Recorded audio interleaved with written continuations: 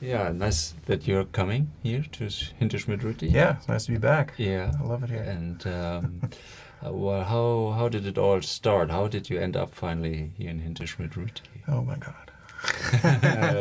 Oh, long story. Yeah, it's a very long story. We have time, so yeah. How did it start? So it all started with a series of sort of calculations that I worked on when I was a kid, and but even before that, I was given the opportunity when I was 7 to learn about Galileo from my sister, no less. So, and that was the pinnacle of my fascination at that time, because I was brought up in a sort of religious environment, and we would go to church every Sunday and read the Bible every night, and I thought, well, this doesn't really make a whole lot of sense. It felt like it was written by people who didn't know how to read and write, or maybe for people who didn't know how to read and write. I don't know. Didn't really make much sense either way, given what we now know about the world and all kinds of things. And so I was fascinated by Galileo. That story just really made a lot of sense to me. And in what sense?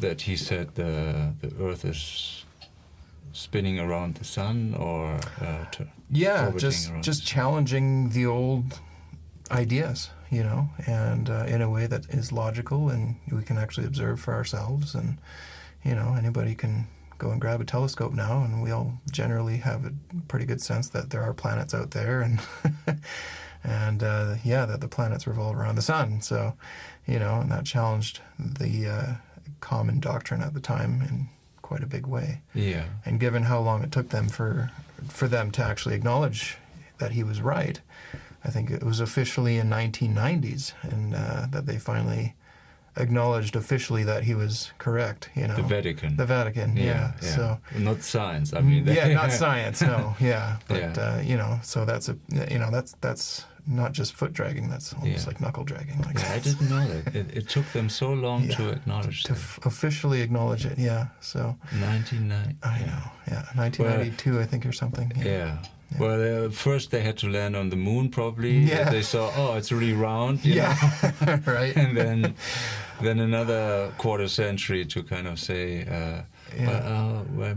he was right. Yeah. Talk about trying to hold on to power. Eh? Yeah. It's anyway. It's really a power struggle. Really, really ridiculous. So, and then how did it evolve from Galileo to what? Well, so when I was 7, I discovered that, and I was really interested, and I thought to myself, well, what if there's like a Galileo living today? Wouldn't this be a good time for that kind of a thing to happen? Because, we have much wider society of people who can read and write and who have scientific and mathematical knowledge and all these things. And for me, I thought, well, yeah, what if there was a Galileo living today? What would that look like? And what would they want to tell us that is so different from what we are currently living in right now? And someone who takes it a step further. Yes, exactly. Yeah, who challenges society and authority. Yeah, exactly. In a way that is, logical and makes a lot of sense, and gets us to open our minds even more beyond our little solar system. Yeah. So that was my fascination, and I didn't know what that would look like, but I just thought there must be something, Yeah. So you kind of started to think about where that person could be, or not yet. At that point. So a couple of years later, fast forward, I was 9 years old, and I started having strange memories of something, and I started to have insights about all kinds of things, about just the consciousness and how we evolve over time in our development. Yeah. So there's also kind of more than a single lifetime. Yes. Yeah. Exactly. And there was a kind of information you hadn't learned, or right. No, it was just there. It was like it was like discovering that I have hands. It was just they're there. And I couldn't deny it. Yeah. And that's exactly what it felt like. And it was just there. That all this knowledge about this sort of past life type of experience, and not knowing exactly where that came from, Yeah. And so... what did you do then? Or just let it sit? Well, I didn't let it sit. I thought about it, and, certain very clear conclusions came for me, at least in terms of maybe how that knowledge could be coming out in a way like that where I didn't actually think about it. It was just something that was already available. Yeah. And so that gave me some clues about the fact that maybe there is past life and multiple lifetimes and that sort of thing that we live through and so on. And it was a direct clue for me. And so it gave me clues about the creational energy form and its continuity throughout many lifetimes, through many different personalities, because for me, at that point, I realized that the consciousness was a very much physical thing related to the brain, which that's where the personality would be developed and so on. Because even if you look at it from the perspective of, a toddler versus, when they become an adult, they're totally two different people, So for me, the personality is something that I realized would dissolve after death, and that the creational energy that animated the person would be something that would continue on later on, and be rebirthed, I guess, into a new person, after. But a new personality. A new personality. Yeah. And then what? What happened? Well, so having had those clues, I started to wonder, maybe there's some relation between that and, the next Galileo. Because for me, what I was looking at around the world, in terms of a lot of the religious upbringings and stuff that I saw around me and what I was witnessing on the news, all the problems with the wars and everything around the world, that it seemed to me that the only way you can actually want to kill someone or have wars or have racism or any of those things is if you don't realize that you're coming back to this world after you die. And that if you do realize that and you don't know what race you're going to be in or what economic status or what country you're going to be born into or any of those things, how could you possibly be racist, or how could you possibly be sexist, or how could you possibly be any of those things, So it kind of removed any possibility, at least, of that sort of materialism to grow in that sense, and that gave me an insight that maybe there's something else to life. But I mean, there are religions where, like Hinduism or Buddhism, where they say we incarnate again and again, and still there's racism and sexism and so. Well, I guess maybe they haven't thought about it enough. I don't know. Yeah, I mean, it's true that it's. It does make sense to me, and but that's also what sometimes my conclusion were. I came into Buddhism, and also others also had, of course, a Christian background, That was more my background as a Christian thing. I didn't know anything about Buddhism or any of that stuff. So and that they accept that kind of, but they don't live it. Right. If you talk it like that, then it makes no sense, Right. If you really live it, that, I have to come back, so I better don't pollute this environment, Right. I have to live it here on this planet again. Or hurt people or anything. Yeah, that's true. Yeah, and I think, the advantage of having that actual cognition when I was a kid, because it was a lived experience. It wasn't something that I just read in a book. Yeah. So it wasn't something that I had to believe. It was just something that happened, and I was already in it 100%. It's like knowledge. It was knowledge at that point. It's not like so it's something from a book. It wasn't something I could just forget, and because it was part of my lived actual experience. And so I couldn't let that go, and I couldn't ignore it. and that set me on to a course from 9 years old on, where I was actually very depressed and suicidal and all these other kinds of things, having suicidal ideations for pretty much every day until I was 21. So long. Yeah. And because I was unaware of maybe if this thing I was looking for actually existed, if these people, this mission, whatever it is, I didn't have any name for it at the time, because I just knew something was going on, but I didn't know how to define it, where it was, who they were, or any of that stuff. And so my search began in that period of time.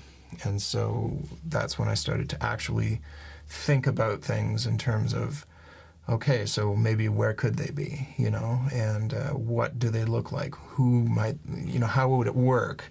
How would you get the information into this society in a way that isn't infiltrated by politics and religions and, all the government, whatever, anything, all the things that we take for granted, and the materialism and so on. And so that was a major question. And so I thought about it. But I just had a natural interest in space exploration. So whether it was Legos, doesn't matter. Whether it was films, I loved Steven Spielberg's Close Encounters of the Third Kind. I saw that when I was 10. And for some reason, I was just blown away. I was fascinated by the subject. And my dad hated it, but I loved it. And my mom was quite avid in the UFO subject as well. I guess she had seen things in the sky over the years that are quite unusual. And many things happened over the years with her. So, she took me to my first UFO conference when I was 11. And Stanton Friedman was there. But that was her interest, and she took you along. Or Yeah, was it she could see that I was interested in the in the subject. You know, enough to take you along. To take me along. Yeah. So I think she was questioning. Was in Yukon. Yeah, it was in the Yukon. Yeah. So that's where I grew up, and the vast wilderness, is a big part of also who I am, and that sort of thing in the Yukon. It's 10 times the size of Switzerland, but there's only about. Well, at that time, there was only about 40,000 people in the Yukon. Yeah, it's unbelievable. Yeah, exactly. And how was the UFO conference? It was intriguing for many reasons, but not for the reasons that I'm sure the presenters would have hoped for. So I could see, obviously, there was something going on. But what I could also see was that pretty much everybody that was presenting was either involved with military or, always talking anecdotal information about people from the military and so on and so forth, or, very tightly controlled government agencies and that sort of thing. And I could see also that the UFO, there was a UFO website for the Yukon, and other places as well, but they were government funded. So anyways, there was all these kinds of things that were going on, and I thought, well, that's kind of weird, it's an interesting subject, but nobody said anything. Appearance of private, but actually government sponsored, or intelligence sponsored, or military sponsored. It seemed very sometimes smelly. even though they're not even aware of it, If they get big donations or so, and they don't even know where it's coming from or so, but then kind of, focus on this maybe, Exactly. So it seemed to me like they were giving information without giving information. Like there was, there's Roswell, okay, but there's no proof. But then there's this, and then, there's no proof. But then there's that, and then there's no proof. And it's, come on, seriously. And then there was no information afterwards either. There was nothing. Yeah, that's how kind of every history UFO documentary, they start off like, wow, now I finally get the answer to this question, ancient aliens, know.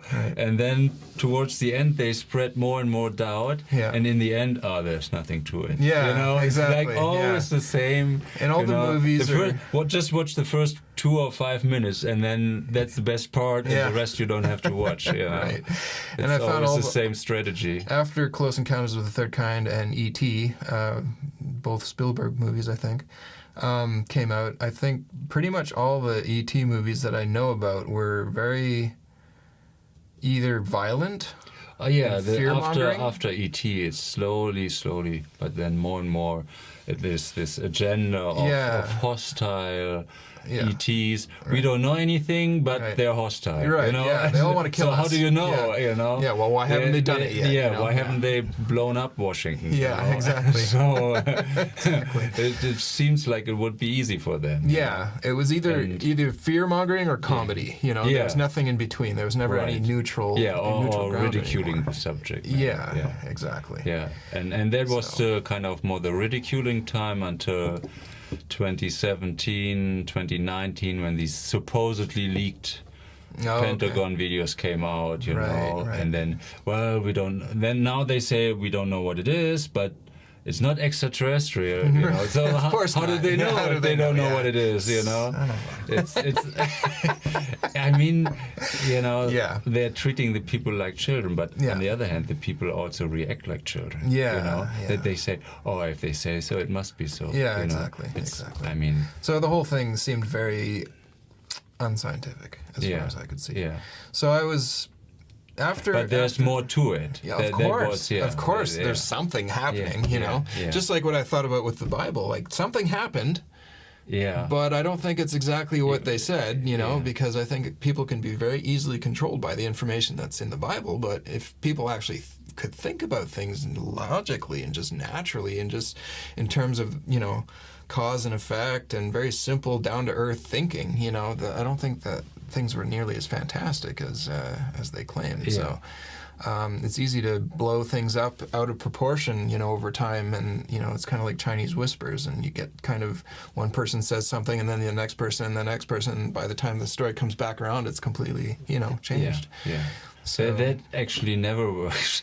I mean, if you just have a dozen people sitting in a circle and you tell one person and it goes around, it's rarely the sentence you said. Yeah, you know? Yeah, and the scientific information was nothing at that time, and you know, the understanding of our world was nothing. Like, it was really nothing until Galileo came along. There was really almost nothing in terms of actual understanding of cause and effect, you know, of our solar system and just basic well, there physics. was Copernicus before. There was, and but with Galileo, he kind of pushed it to the edge, you know, solidified it. And he had to live in his house for the rest of his life. You know, he barely got away with his life. You know, exactly. And exactly. So then how did it continue after the conference? Yeah, so I progressed in my thinking. I thought about it, and all of these conclusions that we just talked about that, you know, came about quite quickly. And at that time, I was actually quite interested in Star Wars. So when I think it was 12, the Star Wars movie, the first special edition Star Wars movie, when they remade the films 20 years later with digital graphics, that came out, and I loved it. Like, I was in heaven, you know, science fiction, like, give me more. That was fantastic. And just the best thing in the world, you know, because I always loved space stuff, you know, and exploration and so on. So my interest progressed in that. I was an artist, so I painted pictures. I would build models and paint them, and then paint pictures of them and all these kinds of things. And that was my fascination at that time for a few years onwards. And but then George Lucas, he would explain before I bought the VHS tapes, the special edition Star Wars movies, and George Lucas would explain for about 15 minutes, maybe 10 or 15 minutes before every film started, you know, all the differences and challenges that they had back in the 70s and 80s that could be resolved now with digital graphics. And even though the films back in the 70s and 80s were record-breaking in terms of budget, for any film up until then, they, even with teams of the best experts and so on and so forth, they could barely achieve what they did, you know, and even that looked, you know, questionable and Some of it, yeah. yeah, a lot of it looked great, yeah. but it was still, Yeah. very, very... Yeah, nothing compared to today. Yeah, exactly. So it almost looks infantile now when we look at it, you know. But he was explaining things that they can do 20 years later now with digital graphics, and but even that cost a fortune at that point. And he was really, a pioneer in that with digital graphics and so on. So that got me thinking, well,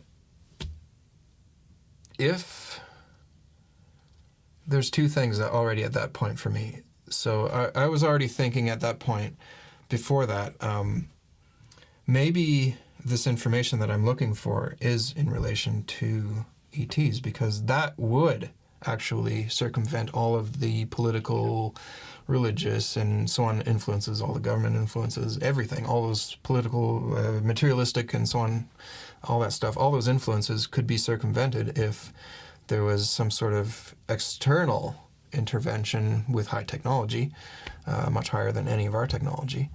That would be a good way to do it. And so I started to think, by the time I was forming or watching these things about George Lucas's explanations, that was the first thing that really clicked for me in my framework. And my framework was designed at that point, starting to think about the question, to hypothesize, if this case exists, this ET case, whatever it is, then what year and what country would they come public? Because that's pretty important,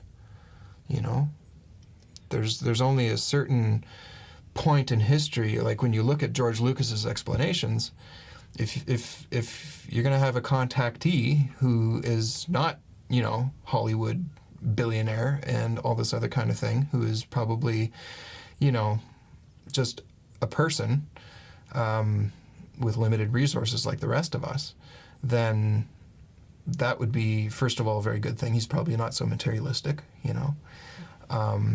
to choose that kind of a person. The person who has limited resources, won't have Hollywood studios and teams of experts at his disposal to create film photography or video photography before the digital age.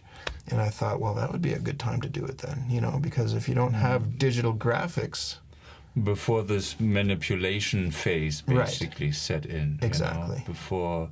when it was almost impossible to fake anything. Exactly. Yeah. And back then, it was still usable in court of law to use photographs as evidence for things and so on. Yeah. Now it isn't anymore because of digital graphics. So you can't. You can manipulate everything. Exactly. Yeah, that's true. And it's been that way for a long time now. So, I thought that was the first piece of the puzzle that kind of clicked, in terms of maybe the time. Well, how did you narrow it down time-wise? I mean, I worked on it further. It would be kind of after Roswell, kind of. Oh yeah, long after World War II. So I'll explain. I'll explain. So what I did, I started thinking about, 1970s, they had color photography and that sort of thing. Before the 1970s, it was very little, a lot less, and it's a lot more expensive and that sort of thing. More black and white and so on. So I thought, probably not the best time. So fast forward to 1970s, that might be even 1980s. I was debating between early 1980s and 70s. Mm-hmm. And so I thought about it some more, and because that's when the Star Wars movies came out and so on. I thought about it some more, and I looked at the computer age in general, and if I was, for example, looking to promote or to create the most impact long-term for this kind of a case, wouldn't it be useful then to have people in the very beginning to be the only people to have access to computers and so on, with defense industry contracts and that sort of thing, so that only the real scientists, who are actually, at the top of their game, to be the ones who can properly analyze this stuff. To me, that made the most sense, and in terms of creating the most long-term impact. And that was just the beginning, because what happened is that the first personal computer came out in 1982.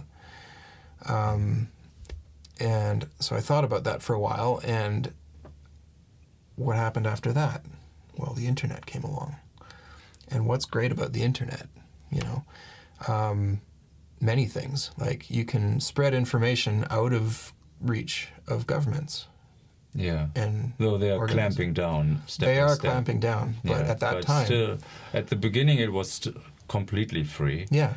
And or almost completely free. Right. I mean, you always had IP addresses, Right. So you were always trackable, you know. Right. But Tor helps a lot.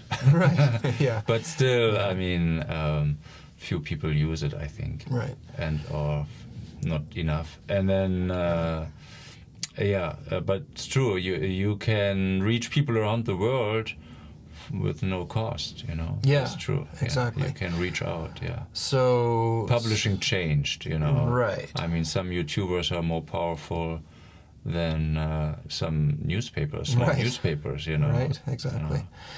Yeah, so that was a big game changer. And so I thought about those things because, you know, this was mid to late 1990s. I was already kind of putting all these things together and thinking about that at that time. And so there was all these things that put together. That was only after the 1970s that I focused on at first. So I thought about it, like it had to be before the personal computer came out. Yeah. So it had to be before 1982. Yeah. And so I thought, after the 60s, so you're after the 60s, 1970 to 1982, in between there. Exactly. Yeah. And then the location, how did you... Well, I'm not done with the time yet. Okay. So the other advantage that I found, well, it would...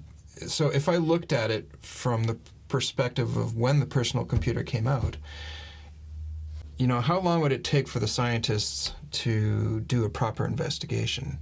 You know, maybe 5 years, something like that. Yeah. At the most, maybe. Yeah. So then it started to zero in a little bit more towards the mid-70s. Mm-hmm. And so I started to think about it more in terms of then. And so then what happened, another question I asked myself was, what are the advantages before 1975 to have somebody become educated enough to take these kinds of contacts public? Because it can't just be somebody cold turkey who's never seen a UFO in his whole life who then takes this contacts public and with all the information and so on and so forth. It has to be somebody who's well educated about our religions, our governments, all the dangers and our technological dangers, that you know, just being well aware of, for example, the atomic age, and why it's important to have these kinds of contacts, because we can blow ourselves up in no time if we wanted to, and we're pretty damn close to that right now. Yeah. So someone who has the big picture. Yeah, somebody who really understood. Really big picture. Exactly. Yeah. Exactly. So for that to happen, I thought, well, maybe this person has to be educated from a very early age. To me, that made the most sense. Yeah. And so I thought about it, and I thought about it, and I thought, well, where are most of the religions where were they created, you know? A lot of them in the Middle East, you know, and in the Far East and so on. Yeah.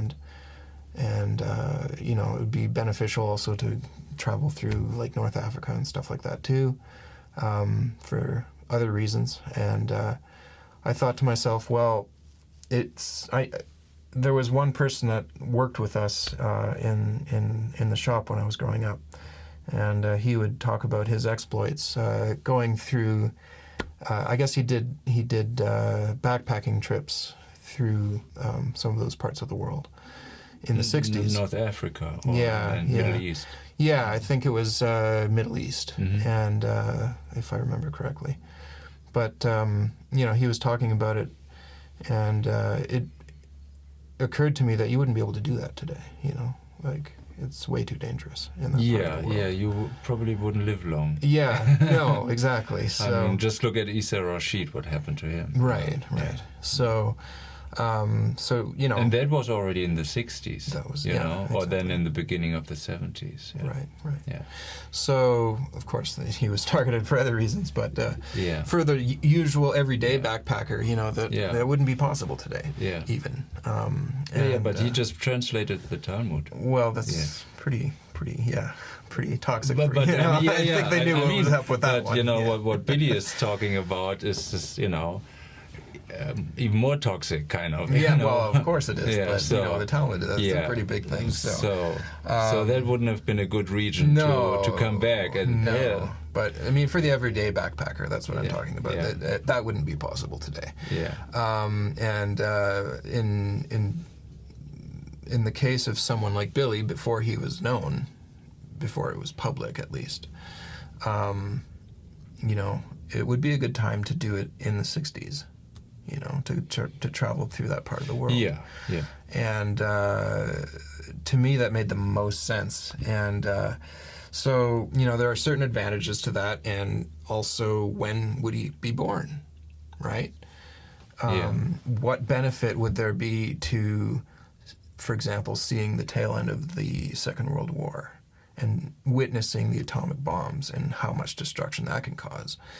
You know, that creates an ample amount of seriousness in terms of what can go wrong in the future. Yeah, because the war generation also in Germany is different. I mean, those who have seen the war, even if they were kids, but, you know, who experienced that war. Right. They are different than the generations after. That's true. Yeah, that's also true.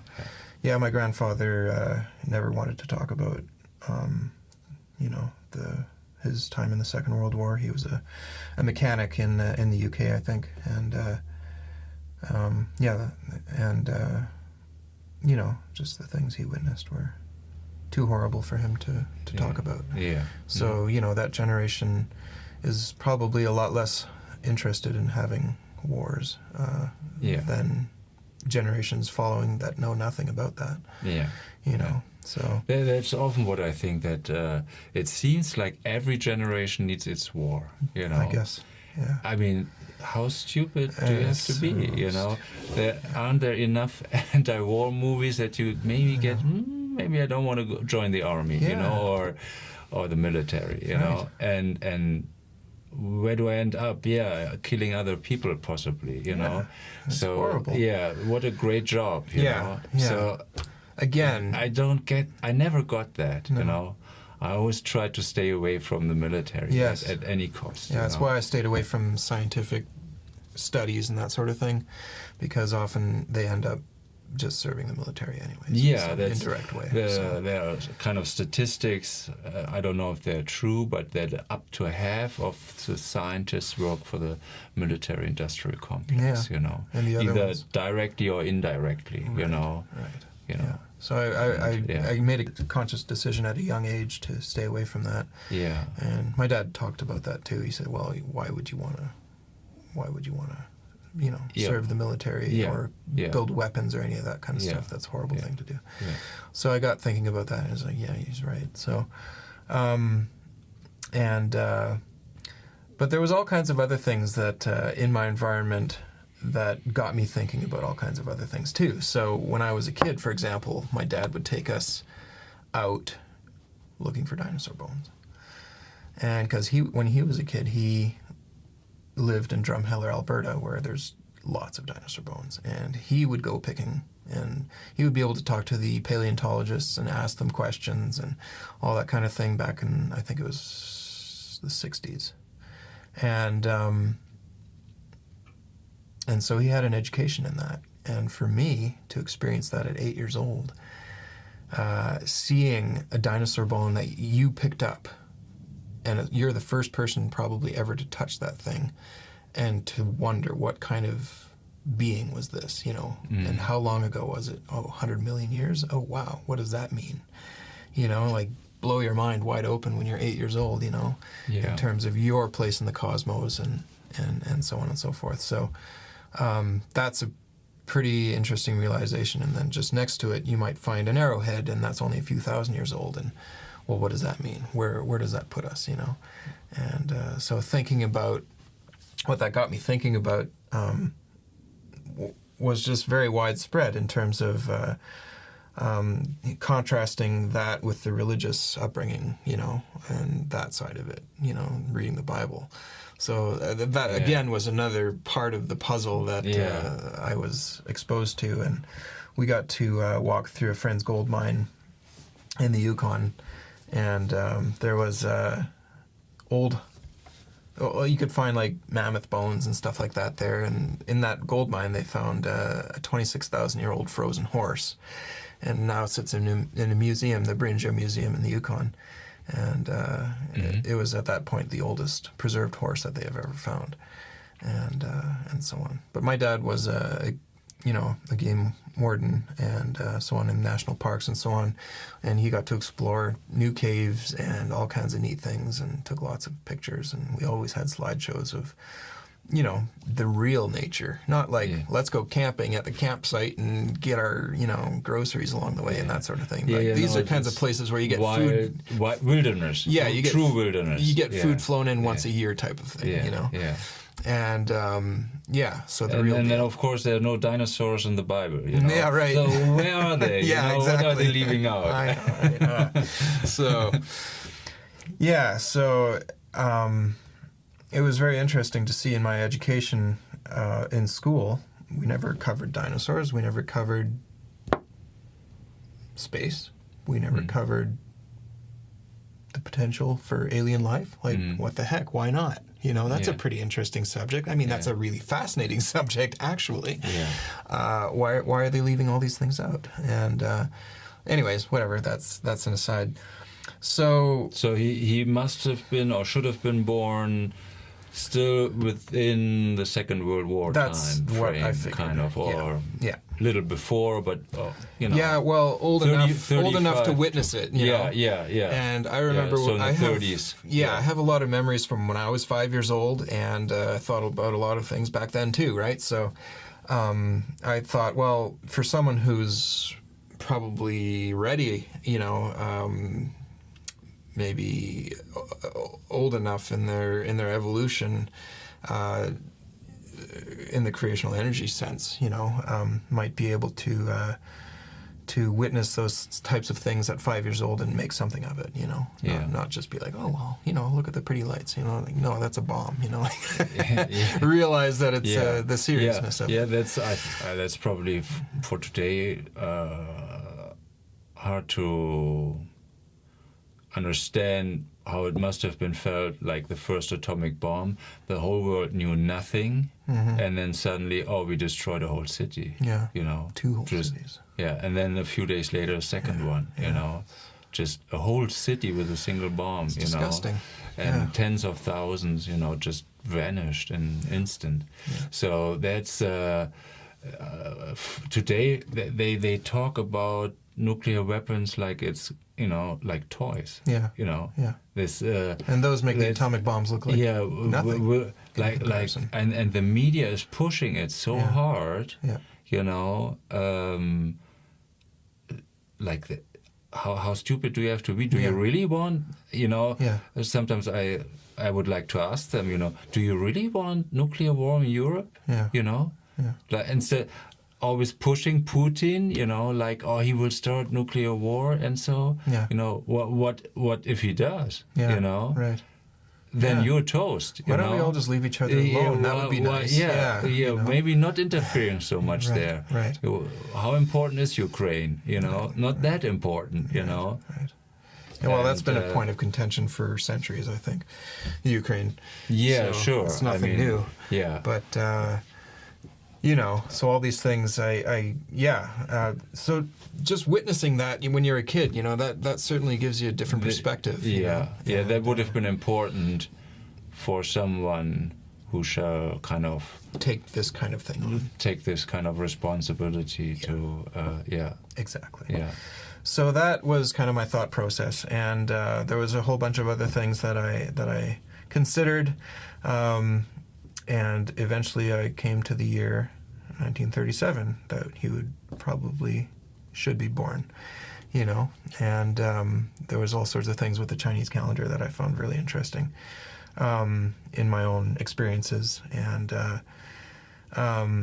but that's not as factually sound, so I'm not putting it in the book. But anyway, whatever. So then the question began to arise, where? You know, where would they have to come public? Yeah, right? Sure. So I kind of think I had it more down pat to very close to when it needed to come public. And so that was clear. Like the mid-70s. Yeah. Yeah. And you should be born like 37 area around, you know, that being a kid. And yeah, exactly. So that you can be brought up and raised basically by these ET human beings to witness all kinds of things throughout history and see things as they really are, not as we see them in our books, because our books are a mess probably. Written by people who won the wars, not necessarily by people who like to tell the truth. Because as we know, the first casualty of war is always the truth. Yeah. So.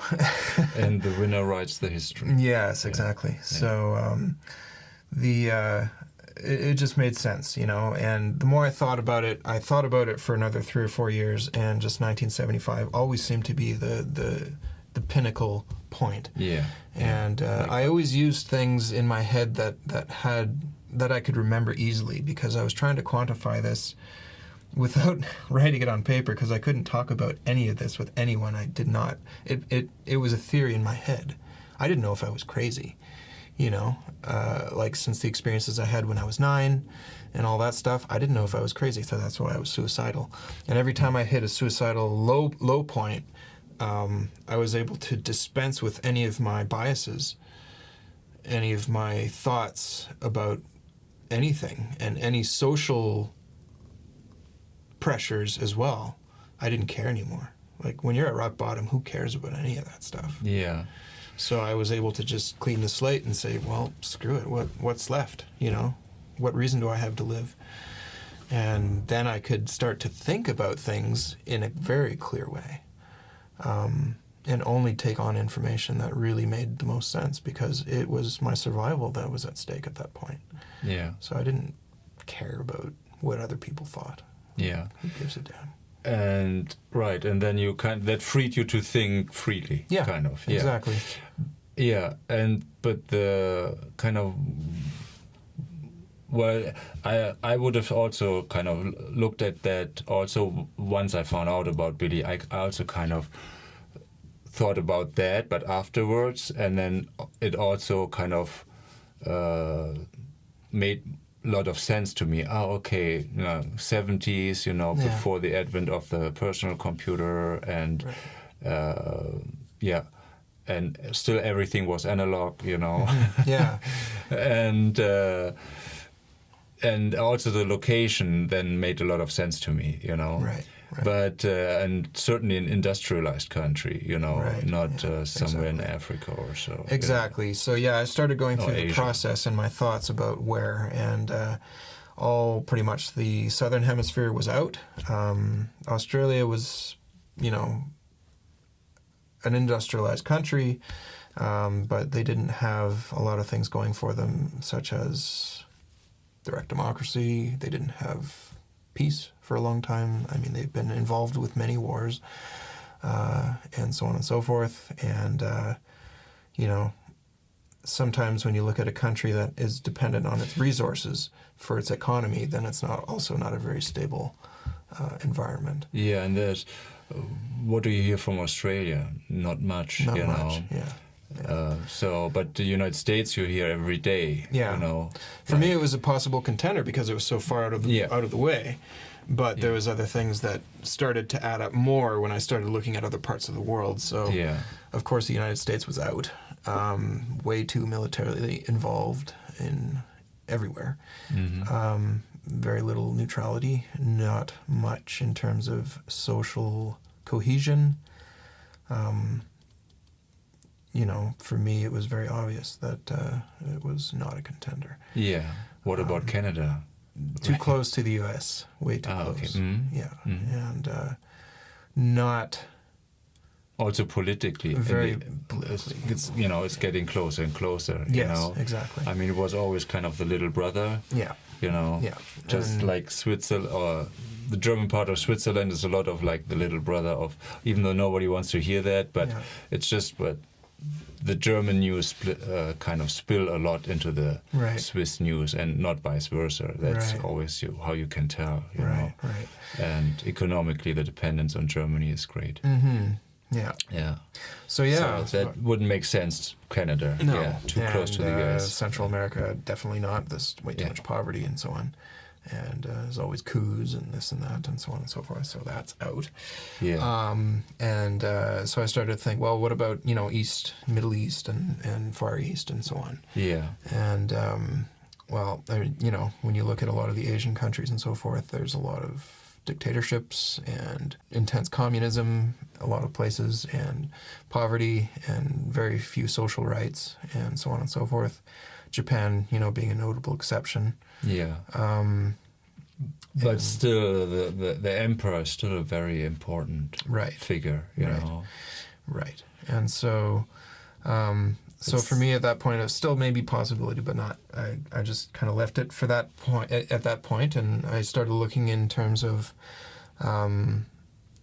Europe, and most countries obviously not very peaceful, except for one. Yeah. Switzerland. Yeah. And the only one country that I knew was actually neutral around the world. Yeah. Politically. Yeah. And so that just all of a sudden knocked all the other countries off, alone by itself. And I knew that Einstein had spent time here. I knew there was the Hadron Collider here, and that could only be built by many countries combined because of the neutrality in Switzerland, because they didn't want it to be used for military research. Yeah. And so many countries, it took many, many countries to build the Hadron Collider, Yeah. Which is, the biggest physics project research lab in the world. Yeah. That's a big thing. Yeah. And for Einstein to spend, much of his time here, that's also a big thing. And also he went to ETH, Yeah. Eidgenössische Technische Hochschule. So he got his university education in Switzerland. Yes. Not in Germany. And that's not a small thing, Yeah. So it's arguably one of the smartest people in the last century. Were educated here. Yes, in exactly. Zurich, Exactly. And Lausanne. So there's all these things and the economy is more robust than anywhere else, as far as I could tell. And because it's known for, keeping people's wealth safe. Yeah. And the other advantage to that, I realized, was that if criminals want to hold their wealth here, then they're held on a tight leash. They might not want to push Switzerland around too hard. So take, for example, the Nazis, when they were in the middle of the Second World War, or I guess technically the Third World War, in the 40s, for the Swiss to hold the wealth of the Nazis, they would shoot down Allied planes and enemy planes that entered their airspace. So nobody could take shortcuts through Switzerland to get to another country. Yeah. They would just shoot them down. They didn't care who it was. And but for the Swiss to hold the wealth, according to the Nazis, maybe it's not so smart to bomb the Swiss, Yeah. So you look at Switzerland, it's beautiful, and the buildings and the villages are still old, whereas you go to Germany and they're all new. Yeah. Well, what happened? Well, they got bombed in Germany and they didn't get bombed here. Well, that's a pretty big accomplishment when you have Mussolini as your next door neighbor and you have Hitler as your next door neighbor and all these other things going on. Yeah. I mean, what an accomplishment. Well, basically surrounded by imperialist countries, Yeah. Yeah. So it's a hell of an accomplishment. Yeah, You know? I think so too. That's Yeah. really Switzerland's greatest accomplishment. Yeah. Having kept out of international wars. Yeah. For 200 plus years. Yeah, right. That's insane. Yeah, So what other So- country's done that? yeah. And None. in Europe, you will have a hard time finding that. Yeah. Yeah.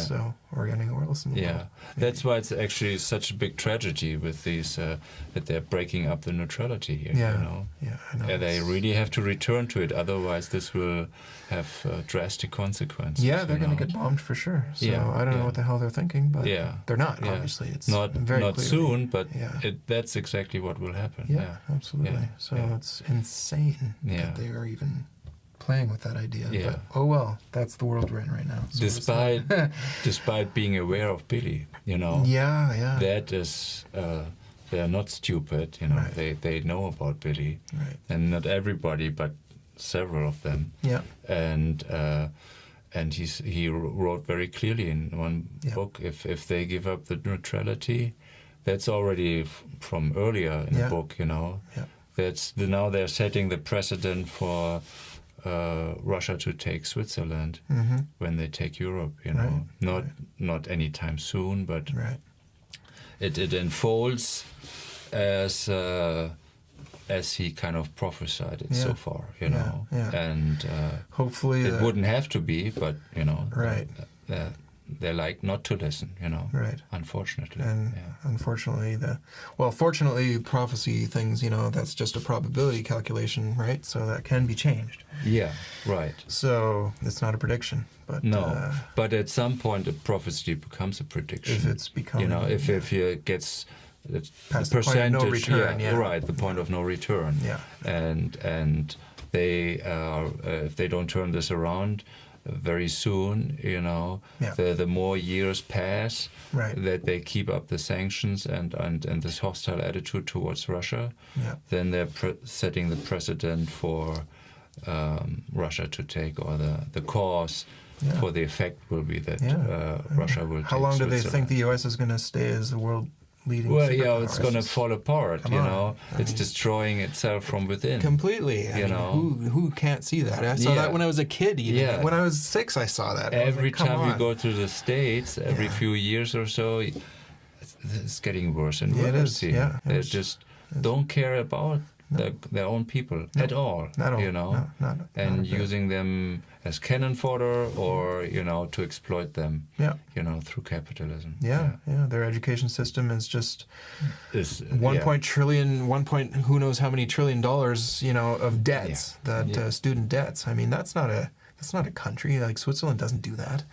Yeah. You know, and So education isn't for free either. No, you know? but I mean, it's- but it's a lot cheaper. I mean, Right. It's complete. up until recently, I guess they changed that, didn't they?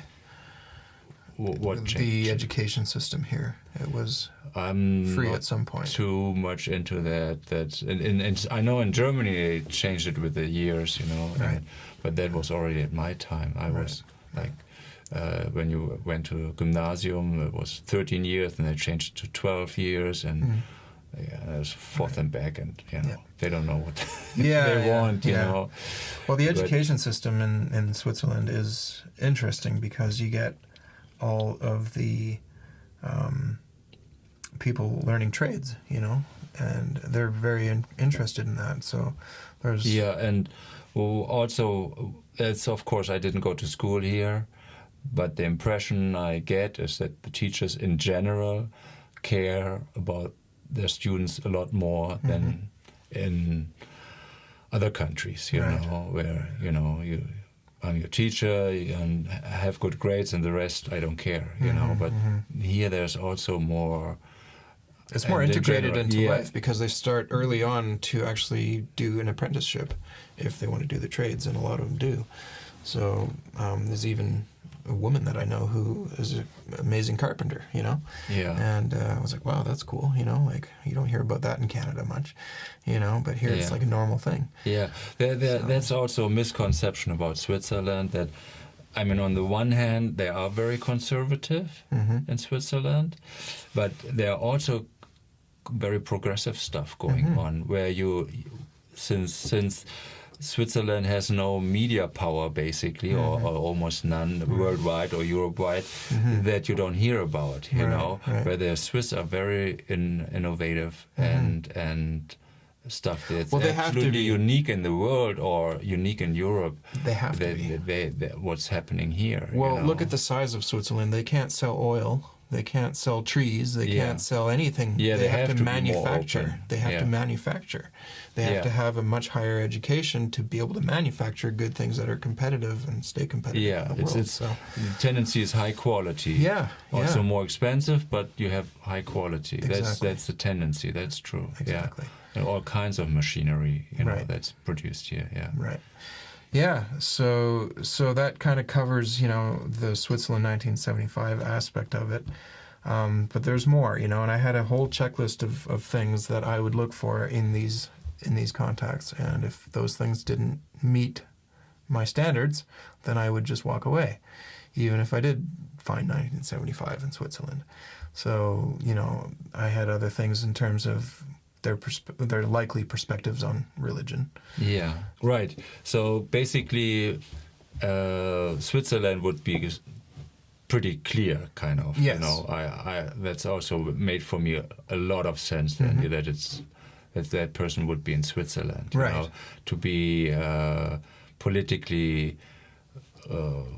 Not safe, I'd say, but you know, safer, you know, and Venezuela or something. Yeah, and and it's really, I mean, they're voting on something every few months, kind of. You know, there's that's direct also democracy. Yeah, that's a lot more. A direct democracy than anywhere else. Yes, you know, and that's huge. Yeah, that makes a huge difference. Yeah, Canada hasn't had an election on a subject since 1990, before 1995. I think it was 1992. I think it might have been. So basically, just political elections. Exactly. Yeah. We get to vote in. They don't ask you. Anymore. We get to vote in a new dictator every few years. That's pretty much how that works. Yeah. So. But then, how did you really find his stuff or the So reports? I was having a discussion with my uncle. Well, he's like second uncle, I guess, in the family. And he's an electrical engineer. And we talked about all kinds of things. And I was 23 at the time, so I wasn't suicidal anymore. I'd worked on a bunch of things that... because I couldn't... When I was suicidal, I couldn't concentrate in school. I had other things in my mind, obviously, like what I've been telling you about all day. And... I couldn't concentrate in school, so he helped me to develop some new skills that, would be useful in sort of getting my material life organized. And at one point, one day, at the end of 2008, we started talking about UFOs. And he said, oh, the best UFO, case that I ever saw was out of Switzerland. Oh, he knew about it. Yeah. Yeah. And I was like, really? Can you tell me more? Yeah, okay. And obviously that a little flag went up here, yeah. And I thought, oh, that's interesting. Because at that point, the internet was still in its infancy, and it was such a weird thing, because it was a theory in my head. I didn't believe in myself, so I thought, why bother looking for it on the internet? I never really thought to even look for anything on the internet. Like, the internet was really in its infancy. It took me years to learn to Google first. Exactly. Okay, I have to go to this library, right? Or maybe there. Yeah. And then the next day, well, you could have Googled it. Yeah, exactly. I know. I mean, now it's just second nature. I just go on YouTube and look for how to do this, how to do that. Now it has become natural. But yeah. At that time, I remember it's like, you could find it on the internet. Right. Right. Exactly. So it just wasn't a thing that I did. So, anyways, I asked him, what. Like he said, he saw a documentary and he was really impressed with it. And I thought, oh, okay, when did it come out? And he said, well, he saw it in like 1980s. And I thought, okay, well, it could be the case. I'm not sure. And so then I went online and looked for a documentary He told me the name Billy Meyer, and I thought, okay, I'll look it up. And then I found the Contact documentary. Yeah. And By Britt and Lee and Tom and Wendell. And Wendell Stevens, yeah. And at the beginning of the documentary, Wendell said that the contacts started in 1975, and I thought, well, that can't be right, because it would have had to have started when the guy was a kid. So I thought, well, maybe it's not the case. And but I kept watching the documentary anyways, and then I started doing more research, and then very quickly, I realized that was... He had contact. He had contact since before. childhood. Yes. Yeah. And so I thought, okay, maybe this is the case. And I started doing more research and figuring out, what is their perspective on religion and at the time, spirituality or the creational energy form and all this other kind of stuff. And I realized I found it. And I thought, holy cow. Okay. Yeah. I didn't think, I thought for years I was nuts. You know, I didn't, because it was just a theory. How did that end with your suicidal streak at 21? Because that was before the case, Yeah, exactly. So I had, at the time when I was suicidal, I sensed that there would be never any point in my life, because I thought I was going to die by 23. Like, I didn't think I would make it to past 23 years old. That was my main thing that I thought about every day. And so I basically had no sense of worth, self-worth, and no sense of belonging in this world at all. Like zero, nothing. So I didn't have any prospects, material prospects, in terms of getting jobs and, ever thinking that I would be in a, fulfilling relationship or any of those things, because a lot of the people around me were quite religious and made it very clear that I wasn't welcome, just for not being religious, and I didn't even really talk about it, I wasn't like a Richard Dawkins saying, oh, your thing is full of crap and all this sort of thing. I wasn't like that, I was very accepting of them, and I actually loved them very much. I thought these people are nice and whatever, and good people, but they just had this idea that I wouldn't be, I wasn't worth dating or worth, any of these things, and so on and so forth. And so I thought, okay, very low self-esteem. Very, very, very, very low. Yeah, and so I didn't think I would make it. And but so what switched? What at switched? 21? I guess with my uncle, actually, he helped me a lot, because I wasn't really good academically, even though I was good at many things. Music, I got scholarships for, even at grade 8 for college, and I was good with arts, painting, and so on and so forth, but that wasn't really going to secure me any kind of future, at least, that I felt. And so he helped, to help me organize, more of a business sense, that sort of thing, and being an entrepreneur and that sort of thing. And that, to me, made a lot more sense. Yeah. You have your freedom, you don't have a boss. Exactly. But of course you have to be more active. I mean, if you have a job, I just have to appear there in the morning and then every day, and then I get my paycheck. That's of course convenient. No, so I was used to that because I practiced music for 12 to 18 hours a day. I did that all for free. I always went to rehearsals for free and all this stuff. So for me, it was the payoff was, the end result, after all the work. And so already that's sort of an entrepreneurial mindset, and because it's kind of like a wood stove. A lot of people are like, well, if you give me heat, then I'll give you wood, It's like, well, it doesn't work that way. That's not life, If you have to put good wood in first, and then you get heat. So and he helped you kind of structure that your Yeah, he introduced me to some programs and things that really helped me to figure all these things out and kind of compile things and realize that, and work on my self-esteem. That was a big thing. Using the 4 factors. Yeah. Not the 4 factors as he called it. It was the Lefko method. Yeah. And that really helped me to just all these kinds of things. So I worked on a whole bunch of different things and just kind of removed all those negative self-esteem. So he introduced you to the Lefko method. He did, yeah. Morty. Well, it was Lefko. vicariously through something, through another program.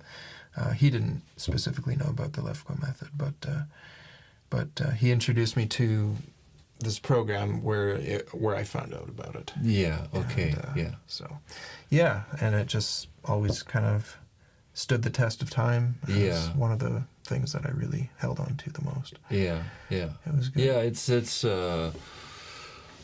Well, we talked with Billy yesterday about it. We did, yeah. But it's there are similarities. Yes. But still, some things are different. Yeah. Yeah. And but whatever a person helps, for me it was Tom Stone's methods. Right. That was just like kind of a liberation of feelings and blocked emotions and stuff like that. Yeah. So and then you can really start to grow and fold. And be yourself too. Yeah, and be yourself. And really, be happy. Yeah. Regardless of what's happening. Yeah. Right. So that's the nice thing. Yeah, and also control that more, Yeah, so exactly. So in general, Billy writes your thinking should be neutral positive, and But how do you accomplish that? Right. That's the next thing. And then when I'm I have a bad day and my thinking tends to be quite negative, then okay, Michael, I become more quickly aware of it now than before. Right. Instead of being dragged down for days into it, or months or years. I'm just after a couple minutes or latest a couple hours, I kind of notice, and then okay, you really have to focus on developing positive thoughts so that it shifts you back your mood or towards even just the neutral, neutralizing the negative thoughts. I think that's the main thing, and then you don't have to push them aside anymore because they just don't exist anymore. So it's one of those things. But for me, it works better if I focus then on positivity, and then of course that's quite difficult for maybe a few minutes or an hour. But then it slowly comes in. Okay, now develop positive thoughts. And then the mood changes, and I kind of become more kind of equilibrium or neutral in my thinking again, Right. And then, Yeah, see, I don't know how effective that would have been for me when I was suicidal. But it there were things that did help, of course. But I definitely needed to neutralize a lot of the negativity before I could move on and use the positive thoughts. I think that whatever works for you. Yeah, exactly. I wouldn't say that it necessarily has to be kind of the Lefko method, or the Tom Stone method. Others say Marshall Rosenberg's, nonviolent communication is perfect for me. And it is also a fantastic method. They are all useful tools. Yeah. I've had many other tools too that I never talked about, but they're great. It's fantastic. And one of them is solutions focus, which is really nice as well. So, and that you dissolve this nonsense baggage you're running around with. Exactly. But it's also a lot of self-inflicted stuff. It is. Not. You cannot always only blame it on others. No, you can't. It's a lot of self-inflicted wounds, kind of. Well, I said it to myself and you just have that I'm to worthless. say, let it go. Exactly. It doesn't help you. Right. know. I mean, even if somebody calls me worthless, doesn't mean I have to believe them. Right? Yeah. Right. So. Yeah. That's right. It don't. Don't. Well, and then what I immediately know, okay, that person is toxic for me, you know, so I will avoid that person. It's self-protection and self-respect. So. And then be yourself with your negativity. Yes. You know, and go away. You know, Distance is the best gift Right, sometimes, you because know. they can be themselves and I can be myself too. If you're not afraid to be alone, Yeah. you know, Exactly. you don't have to. You don't get stuck with some bad partner or Right. so, you know, Right. because you're not afraid to be alone. Right. You know, you say, okay, bye. Being you know, alone is if you put me fantastic. down all the time, you know, find someone else, you know. Yeah, well, I was alone for years, and it was the best. And, It was yeah. just great because, I could, first of all, I could read, as much as I wanted, all this material, Yeah. until 3 or 4 in the morning every day, and so on. Yeah. But, I mean, mutual respect, you know, and not to be put down by your partner. I think that has to be the basis. I mean, I don't need someone who puts me down, No, you know, exactly. or heckles me, you know, Right, on a, yeah. you know, do this, do that, and you know, and sure. So Yeah, there has to be just, And when did you come here the first time? in 2013. So it took you a few years to kind of. What did you read, basically? The contact reports, or how everything I could possibly get my hands on. Okay, so the English translations. Yeah. So it was good. I loved it. I just I was in heaven. I was just like, wow, finally I actually found this weird thing that I was in my head all these years, and I'm not nuts, and my childhood does make sense now, and you know, all these things, and starting to, well, so that's the other thing too, like with the whole framework.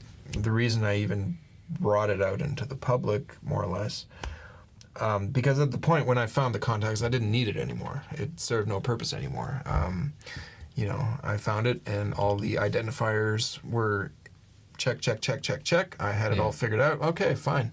And, I was talking with some skeptics, and they were banging on about the pictures, this and so on and so forth, and so on, yada, yada, yada, yada, the usual. Yeah. And I started talking about my calculations. And they kept asking, what the hell's the calculations? And I thought, well, okay. So it was a Facebook post. I had to break it up into 3 posts because I only wrote it in like 15 minutes. So it's just like the frog, on the GIF with the Kermit the Frog. It was just kind of like that. Yeah. And I just punched it out in 3 posts, and they were like, oh, actually, that is more convincing than anything else I've seen so far. Yeah. I thought, that's weird. Like it shouldn't be, because it's so simple. And so then I thought to myself, well, okay. So you put that information out on the Facebook? On a Facebook post, yeah. And how was the reaction? Yeah. Pretty good? Yeah, it was pretty good. I was surprised. Okay. It was the first time in weeks that I've heard anything positive come out of this person. Yeah. And so I thought, okay, that's weird. So I took those 3 posts, I put them in an email, I sent them to Raul Zahi, Francisco Beati, who did the wedding cake, wedding cake, photos, whatever, anyway. Mm-hmm. And studied them anyways. And he was interested in that, and I thought that was an interesting perspective, because it was something completely outside of anything related to Figu. Yeah. It was using a scientific approach, basically. I guess. Yeah. And so then it gave me the confidence to take it to the center. At first I talked about it with Patrick Chenot, one of the core group members. He didn't understand what the hell I was talking about. He thought it was nuts. And then I brought the written version, and then he understood. Yeah. And we had a discussion about it, and he's like, well, maybe you should write a book about this, And I thought, oh, geez, I don't want to write a book. I just wanted to talk about some of the things that happened, and, because it was therapeutic for me. But you did write. But I did write. Yeah. And what is it called? In Search of Contact. In Search of Contact. I think you came up with that title. Yeah. So you helped me with that. Where can one get it? Well, it's not out yet, so I'm going to try and finish it for the 50th anniversary of the Contacts coming public, which is... the next January. Next January. Yeah. Okay, January 28th. Yeah. So that would be great. That would be fantastic. Yeah. So, yeah. And also the 45th anniversary of Britt Elder's book. It's coming out now. Wow. End of April. Oh, that's exciting. Yeah, that's also exciting. Wow. So I'm looking forward to that book because she put the 2 books they published together in one book, and additional new information, which I'm kind of really excited about to read. So because she knows stories nobody else knows anymore. Exactly. Well, that's the thing. I mean, they're so integral to what actually happened in terms of getting the rest of the world to actually see that this thing is real. Yeah. So so I'm excited. Yeah, me too. I'm looking forward to that book. Yeah. And she's giving interviews now, which I think is fantastic to promote the book. Yeah. And there's a lot of stuff in the interviews that people never heard of. Yeah, I think it's fantastic. There's so much information. Yeah. Just in the contact reports. Yeah. You I mean, you can spend ages and ages on that. Yeah. And there are sometimes I find certain sentences. It's or to give one example, like Billy wrote not too long ago that the elections in the United States are controlled by AI since 1988. I know, it's crazy. I mean, when did they start with AI? Yeah. They must have had it at a high functioning level already in '88. That's when did they start, And that's also must have been already decades before, Well, it just gives you an idea when you look at who had access to computers before 1982. Right. Right. And government agencies. So on a secret level, there must have been quite powerful computers already. Yes. In the 70s and 60s. Yeah. So that you can have AI by 88. Yeah. Now that's like 30 years ahead. Yeah. In secret, they're like 30, 40 years ahead. Or sometimes maybe even more in certain regards. Yeah. And it's like people know Billy's stuff is true. Right. I mean, the people who read it regularly. Yeah. But this is like, oh yeah, was there something? I mean, this is a big thing, American elections don't matter at all. What they program AI with, exactly. That's how the election will turn out, Yeah. I mean, well, the president they have now is a dementia the whole patient. electoral process just out the window, since '88. Yeah. And I mean, the president they have now is a dementia patient. It just proves that it doesn't matter who's president. Yeah, of course. I mean, they're both puppets, of the Pentagon and other special interest groups and banks and so on. But still, that is just once. He didn't elaborate on it. It's just this one sentence basically. Yeah, exactly. And that stuck out in my brain too. What? Exactly. And they're all over the place. There are these sentences. If you think about it, what the implications are, what's really going on behind the scenes. Right. That you have then you see that is the big picture. Exactly. Yeah. So when you meet someone where you think, oh, he has a big picture, that's nothing compared to what Billy writes. Exactly. And having UFOs associated with this, in the 20th century is actually very good for. It gives credibility in the case in the long term because eventually we will all have UFOs. So that's not going to be a big thing anymore at that point, and then we're all going to be able to look back in history and say, okay, what was he saying? Yeah. Well, and who's covering it up? Well, aren't they stupid? And all this kind of thing. So they're just throwing egg in their own faces. As far as I'm concerned, it's just so ridiculous. Yeah, so, right. Yeah. It's gonna boomerang. It's gonna backfire. Major. Yeah. So, and let them do it. Yeah. So yeah. Well, it was a pleasure talking to you. Yeah, you too. And thanks for coming again here. Yeah, thanks for having me and your show. I guess. Yeah, it's pretty cool. Looking forward to your book. Yeah. So am I. I want to get it done. I'm sick and tired of working on it. Okay. Thank you, Michael. Yeah, thanks for being here.